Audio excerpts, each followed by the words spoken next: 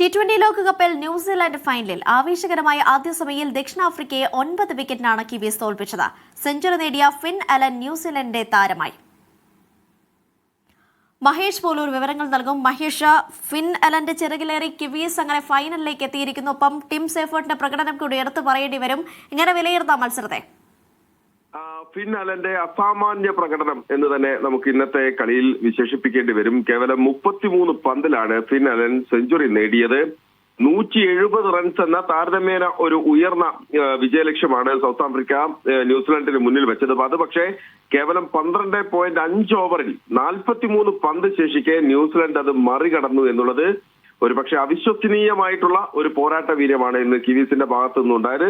നേരത്തെ ദക്ഷിണാഫ്രിക്കയാണ് ആദ്യം ബാറ്റ് ചെയ്തത്. അതിൽ അവർക്കായി ഡെവാൾഡ് ബ്രെവിസ് 34 റൺസ് എടുത്തു. ഒപ്പം തന്നെ ദക്ഷിണാഫ്രിക്കയുടെ ബാറ്റിംഗ് നിരയിൽ ഇന്ന് അമ്പരിപ്പിച്ചത് മാർക്കോ യാൻസൺ ആണ്. അദ്ദേഹത്തിന്റെ ഓൾറൗണ്ട് മികവ് നമ്മൾ പലപ്പോഴും കണ്ടിട്ടുണ്ട്. പക്ഷെ 30 പന്തിൽ 55 റൺസ് എടുത്ത് ദക്ഷിണാഫ്രിക്കയുടെ ടോപ്പ് സ്കോർ ആയത് മാർക്കോ യാൻസൺ ആണ്.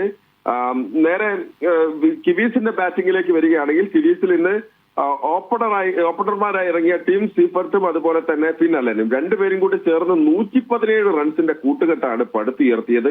9.5 ഓവറിൽ എത്തി നിൽക്കുമ്പോൾ തന്നെ 117 എന്ന സ്കോറിലേക്ക്, വളരെ സേഫ് ആയിട്ടുള്ള ഒരു സ്കോറിലേക്ക് കിവീസ് എത്തിയിരുന്നു. 33 പന്തിൽ 58 റൺസ് എടുത്താണ് ടിം സീഫർട്ട് പുറത്തായത്. ഫിൻ അലൻ 33 പന്തിൽ സെഞ്ചുറി നേടി.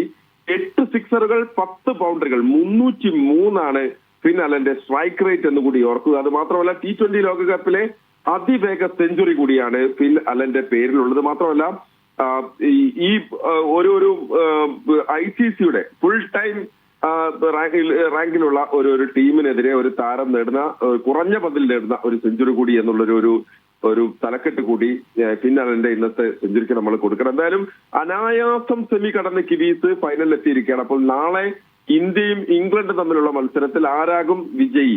ഇന്ത്യ ആകുമോ ഇംഗ്ലണ്ട് ആകുമോ എന്നുള്ളൊരു ആകാംക്ഷയുണ്ട്. ആരായാലും ഫൈനലിൽ സെമിയിൽ അനായാസം ജയിച്ചു കയറിയെന്നൊരു ആത്മവിശ്വാസം സ്വാഭാവികമായും കിവീസിനുണ്ടാകും. അനീഷ.